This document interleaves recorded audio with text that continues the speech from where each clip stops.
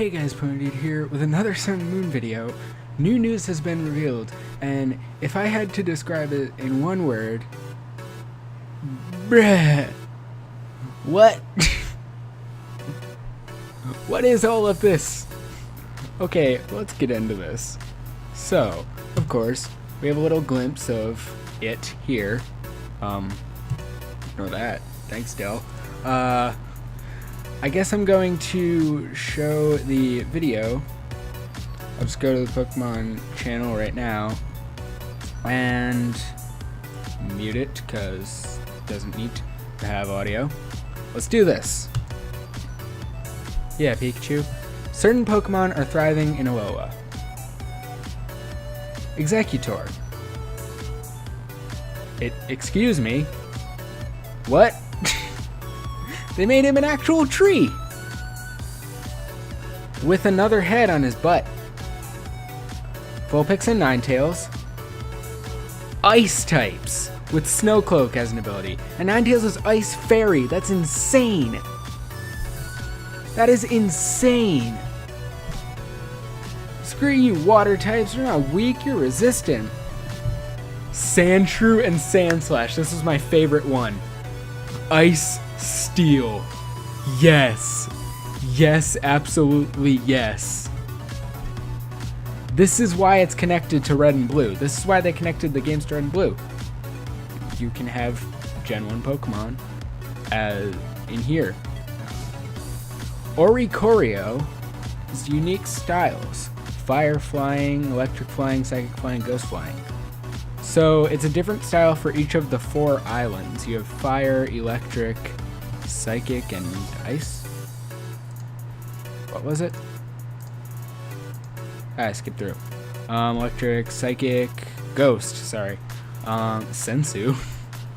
So it's a dancing Pokemon. One's like a Mexican dancer, one's a Hawaiian like hula dancer, one's a cheerleader, and one has like a traditional Asian dancing style. Revelation Dance matches Oricorio's type. Its ability Dancer copies dance moves, so I assume it's like Quiver Dance, Dragon Dance, stuff like that. Because Masquerain can learn Quiver Dance. Okay. That's dangerous. Minior. This is one of the minor ones, but I think it's pretty cool. It has the ability Shields Down, so is that like Power Gem? So when it's hit by this Ice Beam, it loses its extra layer and turns into a core. Minior's core. Why is it 4 different colors though? Is that for the 4 different islands? This is... yes. Yungoos evolves into Gumshoos. The name's kind of stupid, and he looks even more like Donald Trump, but I'm not going to get into that because everyone on Twitter already has. Then we have one of the other lesser ones, Fomantis, ability Leaf Guard. Lurantis, welcome to the internet along with Gardevoir. I had to say that. So, interesting. Ooh, and we'll get into what's new with Mudsdale too. That's gonna be fun. Okay, so new move, Solar Blade. It looks physical? So like physical Solar Beam? Here it is, Mudbray! Mudbray, yeah! Mudbray. It's a little donkey. I like Mudsdale even more now, because it's a little donkey evolves into a horse. And you ride Mudsdale. That's insane! So does this replace HMs, much like Charizard? Okay, you get to ride a Charizard. Does this replace HMs, much like the Eon Flute? So you get to ride a Charizard for fly? Take the Island Challenge, the Rite of Passage. The Island Challenge is about aiming to be the strongest trainer. The Island Challenge champion. Woo! So, this is where you'll meet the trial champions. Malo, specialty grass type. You need to find ingredients. Lana, specialty water type. You finish the Sophocles, specialty electric type. I don't know what I was going to say. And Highway, specialty fire type. So you do different tasks for each of them. And after you complete their tasks, you fight a Totem Pokemon. One of them is Gumshoos. And Totem Pokemon are stronger and bigger than their normal forms, and have the ability to summon an ally, which I think is interesting. So it makes me think of that like Poliwrath fight in Super Mystery Dungeon. They just summon an ally, like they had the little Poliwags, clear each island, and then you fight the Kahuna. So Hala is the Kahuna of Melee Island. There's a new way to attack. This is what the bracelets are. Z moves. So it's comparative to, well, it isn't comparative. It's exactly what Ash Greninja is. It's a large attack, one large attack that connects to a bond with your trainer. And you can, there's a Z move for every type, and it seems that you can only use it once per battle. So people have been going crazy like, oh, all competitive is just, oh, use your Z move and one-shot everything. No, you can only use it once. So it's basically like competitive isn't all Mega Evolution. Pretty much every team has a Mega. Some don't, but most do. But competitive won't be completely changed by this. It's just a big thing, a big part of it. I don't know. I don't see it changing much. So I want to try to break down each part of this trailer individually.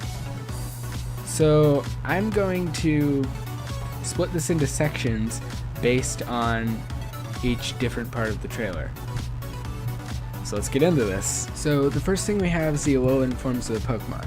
Now they all have new type changes. So the three evolutionary stages that we know are Exeggutor, Ninetales, and Sandslash. Now they didn't show that Execute gets one, but I'd assume it does. I don't know, it's kind of obvious. Exeggutor is Giant Palm Tree. What would you make Execute? More eggs? Vulpix and Ninetales. So, okay, I'm gonna stick for one at a time. Exeggutor, Grass Dragon. Interesting typing, we've seen it before with Mega Sceptile, and it has potential. However, he trades a 4x weakness to Bug for a 4x weakness to Dragon, still weak to Bug, or Dragon, 4x weakness to Ice, still weak to Bug, but Fire is now neutral, which is interesting. And again, still weak to Flying, but that's another weakness in its own that it still has. I would assume, my theory for this is, of course, naturally, as of the current generation, Exeggutor doesn't get any dragon moves. And of course the new Pokemon thing shows up if I just Google Exeggutor. Yeah, it doesn't get any dragon moves. So I would assume that in Alola, these Pokemon are naturally like this, since this is their Alolan form. But if you transfer them over, since they're all Gen 1 Pokemon, from Red, Blue, and Yellow that we got in February, they will be their normal forms. And you won't necessarily be able to take advantage of their Alolan forms, I don't think. That's interesting, because also their abilities change, not just their types. So, well, then again, in Gen 1 they didn't have abilities. And also you can transfer them from Gen 6. X, Y, Omega Ruby, Alpha Sapphire, you can transfer them from too. So that's interesting. Grass Dragon, you don't learn any dragon moves, so I would assume Alola-born Exeggutors will learn dragon moves.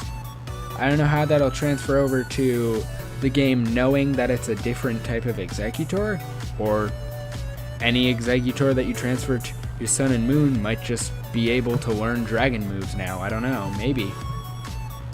So that's interesting. Now, that's only a slight type change, but we go to Ninetales, Vulpix and Ninetales, and you have an extreme type change. You have all sorts of questions with this thing. Not only is it now Ice and then Ice Fairy, so they don't get any ice moves, I know that for sure, but do they get any fairy moves? I feel like you would get like Disarming Voice or Fairy Wind or Dazzling Gleam. Maybe Dazzling Gleam?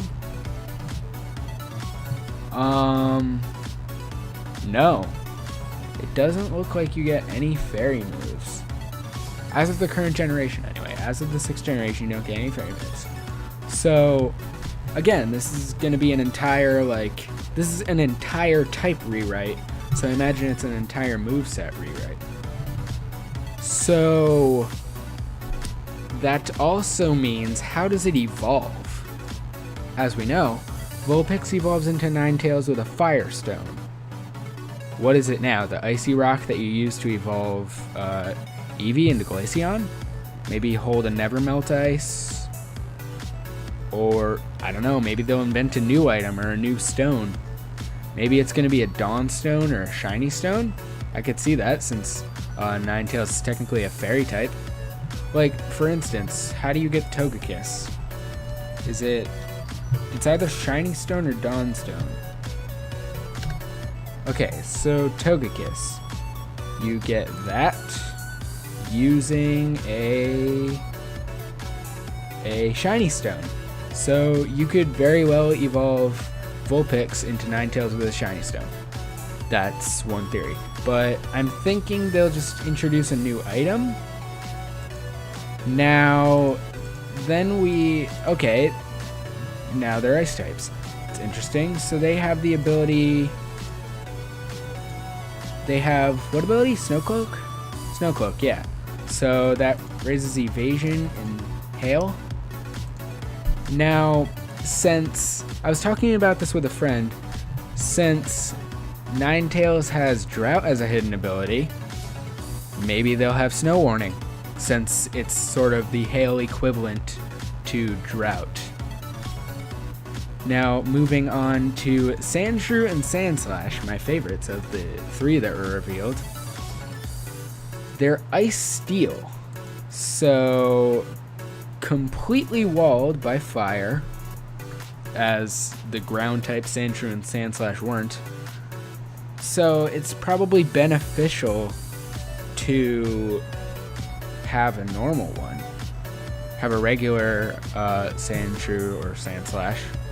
But this thing is insane. I just love its art. People are saying how, oh, Ninetales is so beautiful. But yeah, you have a Sandslash with icicles for quills. That's insane. I love this thing. Ice Steel, that's such a cool typing. It's never been done before. I just realized that. It's never been done before. That's a new type combination that I never thought we'd see. And it's on Sandslash. This thing looks insane. And I like how Sandshrew has like a little igloo on its head. So that is pretty cool. Your ability is also Snowcloak. What is Sandslash's hidden ability? So if we look up Sandslash, surprisingly Sandslash isn't popping up for news on Google. Interesting. Come on, Sarah B. Look. So, Sandslash has Sand Veil, so it's the equivalent to Snowcloak as its hidden ability, and Sand Rush. Speed is doubled in Hail. Speed is doubled in Sandstorm.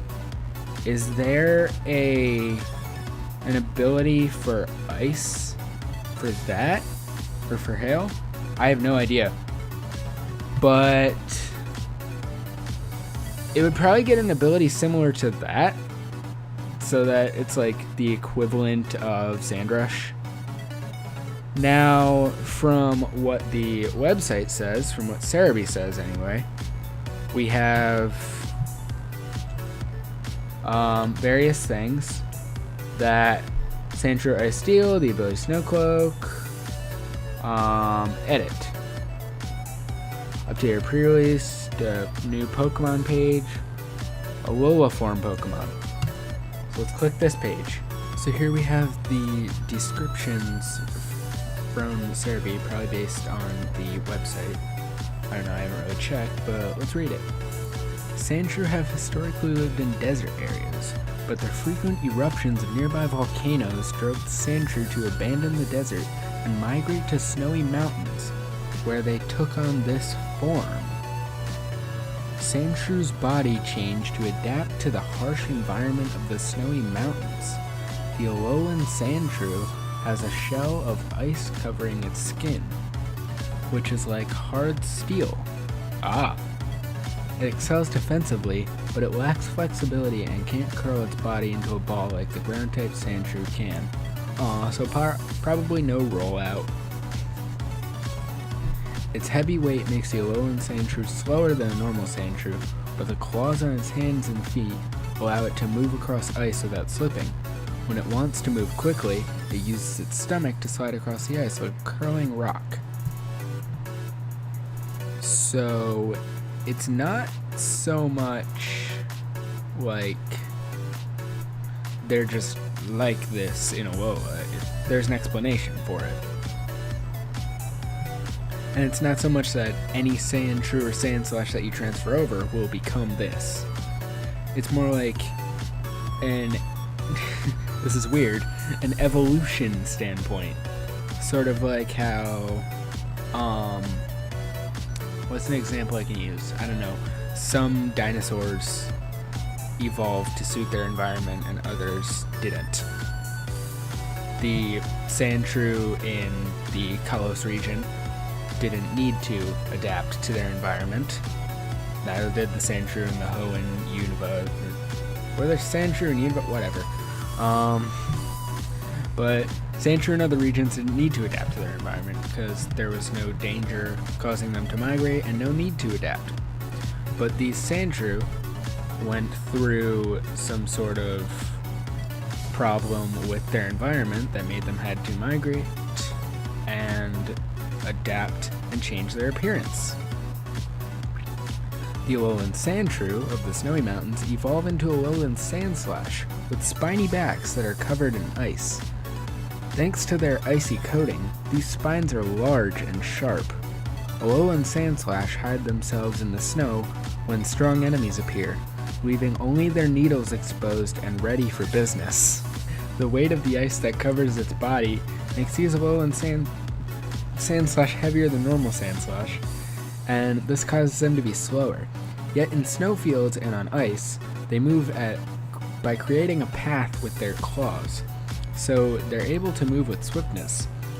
The sprays of snow kicked up by Alolan Sandslash's movements are so beautiful that many photographers head for the snowy peaks to capture the moment. However, Sandslash live deep in the mountains, and there's great danger of becoming stranded, so it's forbidden to climb the mountains without permission.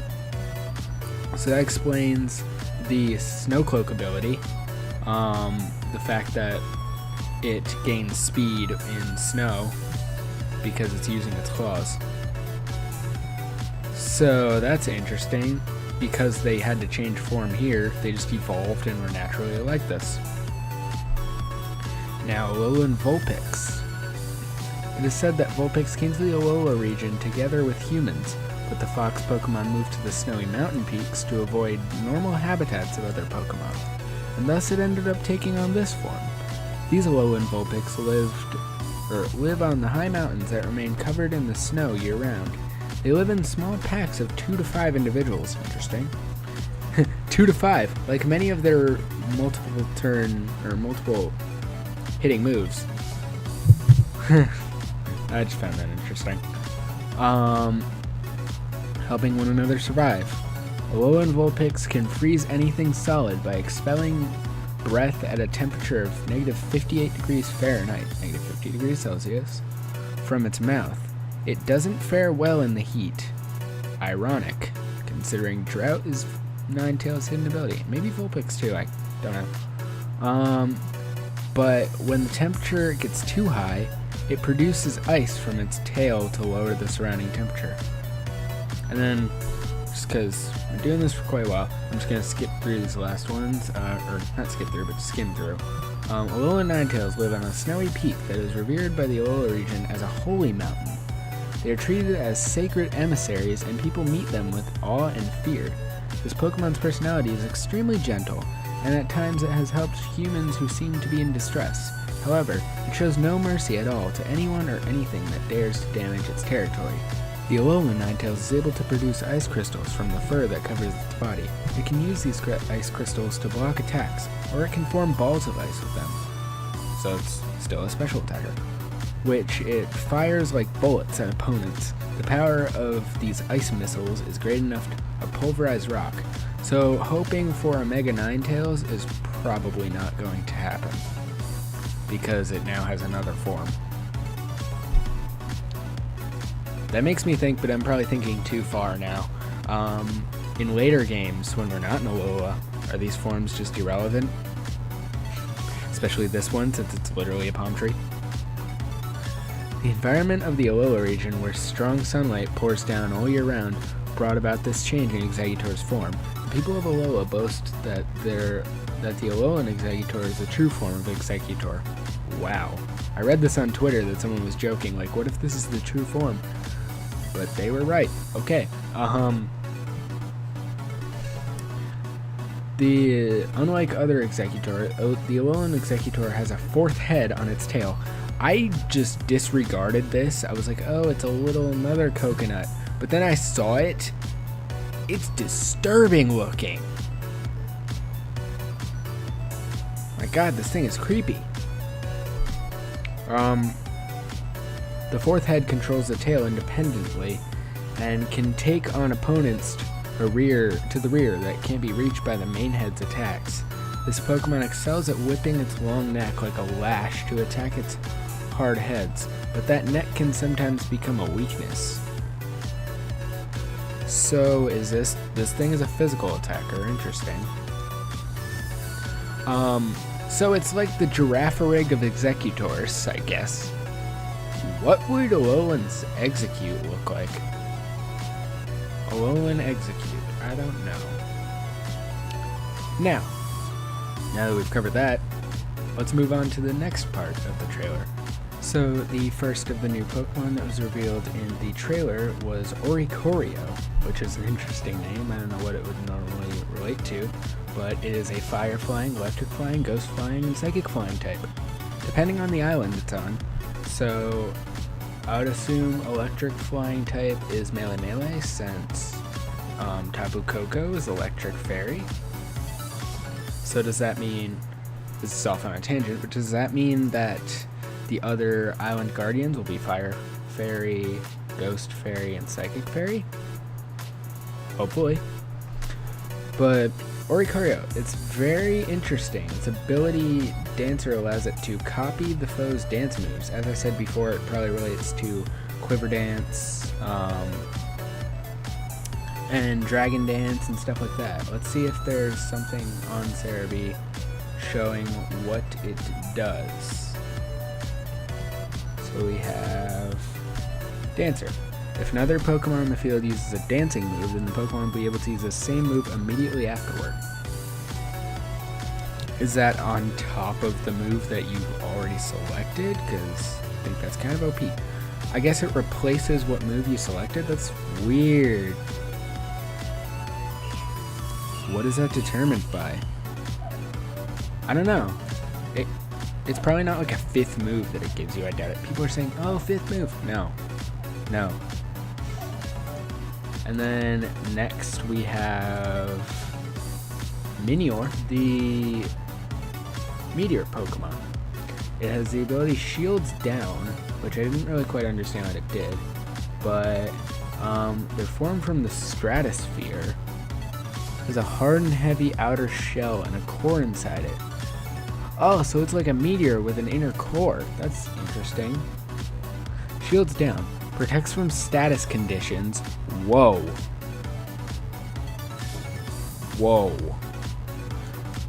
So I assume while it... Okay.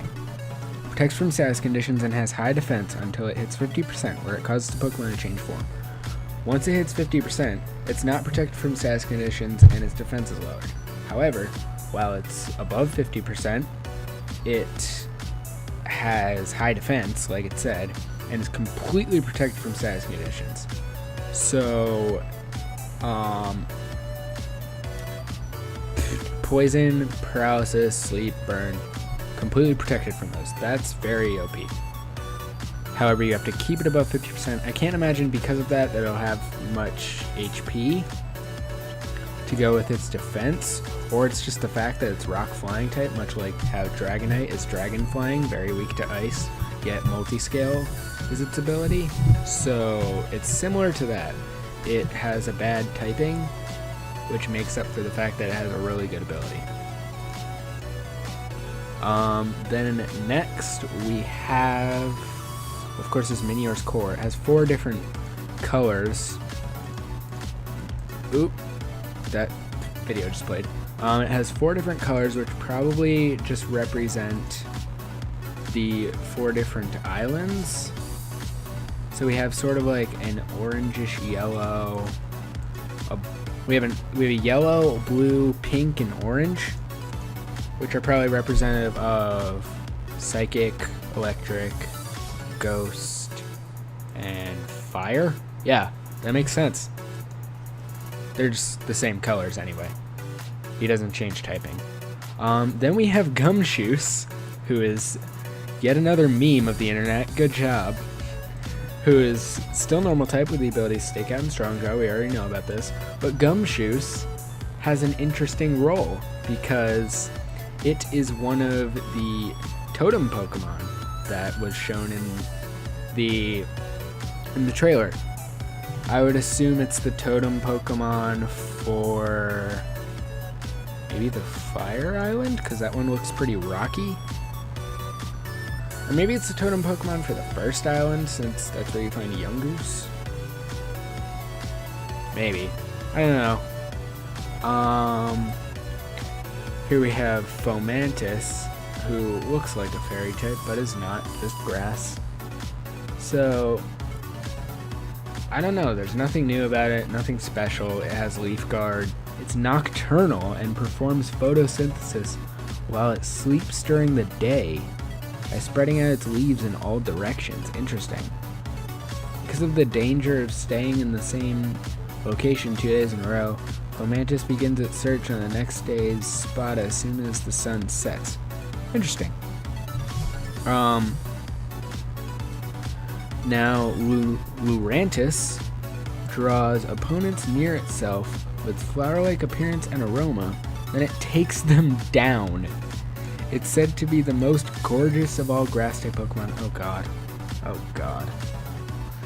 Due to the brilliant coloration and elegant moves, Lurantis' appearance is maintained through detailed grooming. It will trust a trainer who does a good job of caring for it. Of course, lastly, we have Mudbray, who is a ground-type pre-evolution of Mudsdale with the abilities Own Tempo or Stamina. And personally, I think this thing is amazing. It's a donkey that evolves into a Clydesdale. That is insane. I love this thing. And let's see what it's got for a description. Oh, its ability, oh yeah, Own Tempo and Stamina, I already know about that. Its classification is Donkey Pokemon, whereas Mudsdale is a Draft Horse Pokemon. Mudbray could once be found all over the world, but it is overhunted, and ended up on the verge of extinction, no! It said that the Alola region is the only place in the world where Mudbray is still found in the wild. Mudbray boasts superhuman strength, a surprise considering its small body. Mudbray can carry loads up to 50 times its own weight on its back or dragging behind it. Mudbray loves playing in the mud. It's easy to live in harmony with these Pokemon, as long as you provide an environment where it can play in the mud. If it can frolic in the mire, however, Mudbray will become stressed and may stop listening to orders. Huh, interesting. Now, as the next part of the trailer comes in, we will move on. So next we have a small returning feature in the games. It's riding Pokemon. So call on the services of Ride Pokemon. It shows in the games that you can ride a Lapras, Sharpedo, Tauros, and now Mudsdale, and Charizard. So it was a feature that was introduced in X and Y with the Rhyhorn the Mamoswine, Skidoo, and Gogoat, where you could ride them in select areas to accomplish various tasks or get through certain areas or routes or towns. And then in Omega Ruby Alpha Sapphire with the Eon Flute, you could ride Megalatias or Latias in the sky to get around the region. Now, you see yourself jumping on the back of a Charizard, so I assume it's going to be similar to that. It's not replacing HMs, but it's sort of an alternative to some of them, because you can see that you're able to break rocks on the water, which is interesting. So, yeah, with the Sharpedo, it broke a giant rock in the water. Charizard you call on, and you just hop on its back. Let me watch this again. You're like raising your arm in the air. You're like all geared up for it too. So that's interesting. There's not much to this, but it's an interesting returning feature, and they've added some additions to it. Whereas Tauros and, well, Sharpedo is always extra fast, but now Tauros that's added into this is fast on land, which is really good. Now let's move on to the next section of the trailer. We have the Island Challenge and Z moves. The Island Challenge is the rite of passage for children in the Alola region, and it seems that it is supposedly replacing gyms. I don't know, but let's see what the official Pokemon website has, because I read something on this earlier. So, in the video itself, it shows Island Challenge, the rite of passage. We have Mallow, who specializes in grass types, and it seems that his challenge is you need to, or her challenge, wow, I was not looking at the actual character. Her challenge, it's a girl. You need to find 4 ingredients for her. Lana, who specializes in water types. Look at that vigorous splashing. I wouldn't be surprised to find a fearsome Pokemon is the one causing it. So you need to like stop a potential problem from some Pokemon that's causing it. Maybe you'll have to fight that Pokemon. Sophocles. He specializes in electric types. He kind of seems like, I don't care about you right now, because he says, well, fine, whatever, let's get started right now, right here. It seems that you just battle him. I don't know. And then we have Kaiwi, or Kaiwe, specialty fire types. You will find that it is a bit different than the trials you have faced to this point, but of course, you will attempt it, right? My trial will test your powers of observation. There will be a dance, and then another. So it's observation. That kind of reminds me of the dance round in the contests in the Sinnoh region, where you had to pay attention to what color the other Pokemon before you used, and you had to copy that at the exact moment and move. So it's interesting. And powerful Totem Pokemon await. At the end of each trial, you have to fight a Totem Pokemon. One of them is Gumshoos. And Totem Pokemon have the ability to call on an ally, and Gumshoos' ally is Yungoos. And it's interesting because it says an aura flare.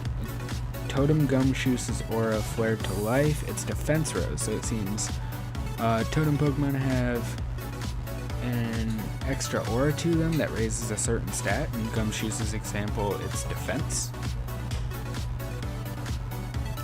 So it called its ally Pokemon, and you have to clear each of their trials and battle the Kahunas. One of the Kahunas, the Kahuna of the Melemele Island, is Hala.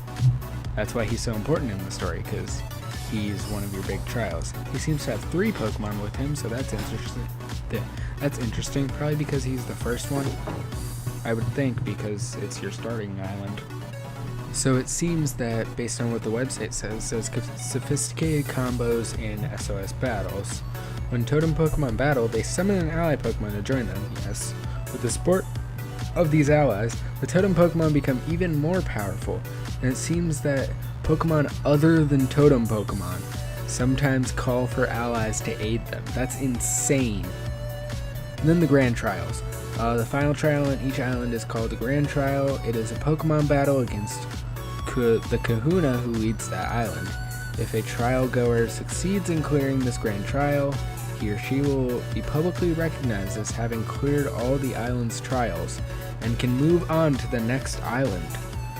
So, I don't know.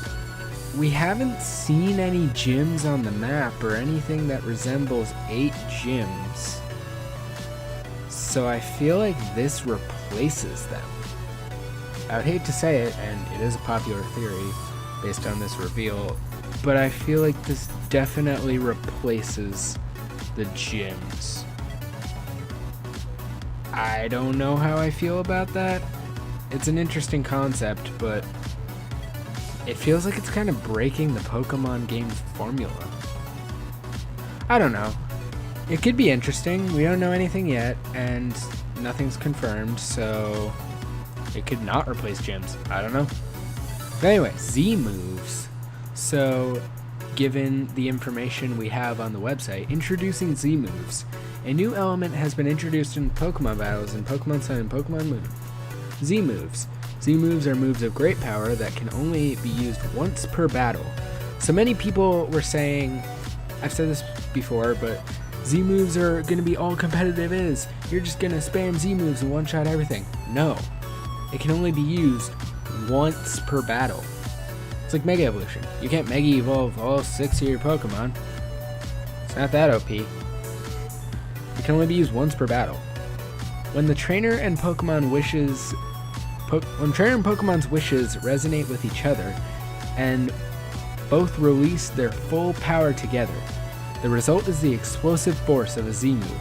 All Pokemon can use Z moves to perform mightily in battle.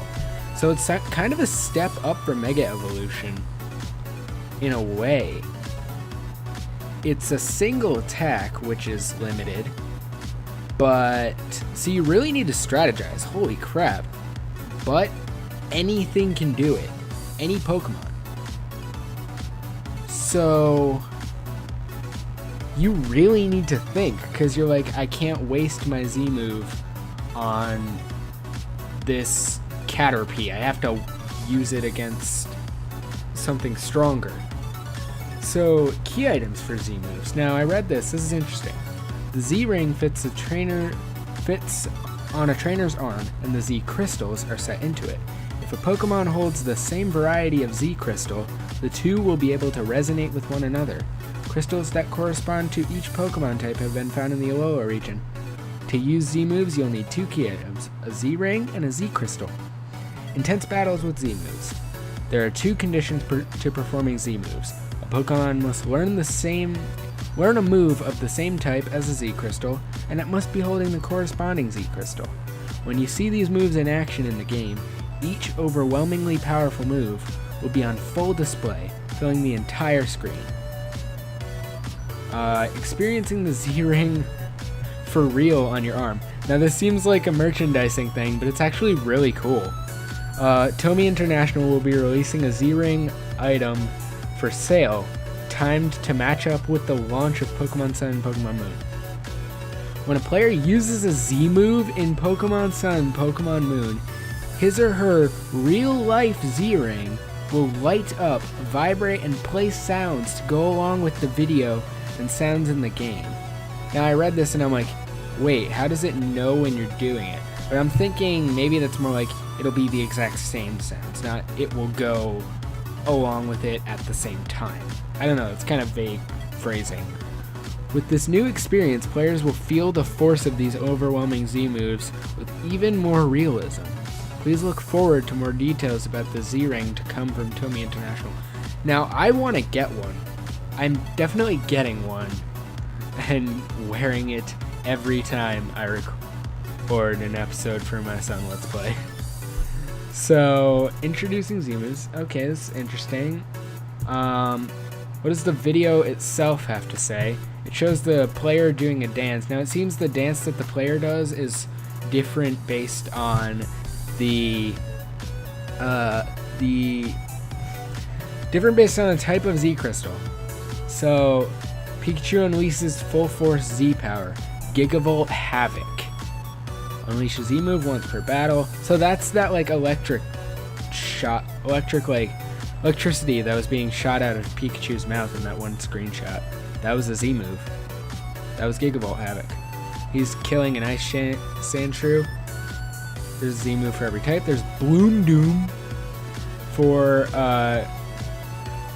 grass types, which is kind of funny. And then there's Inferno Overdrive, which sounds so cool, for fire types. And the water one's pretty cool too. You have Hydro Vortex.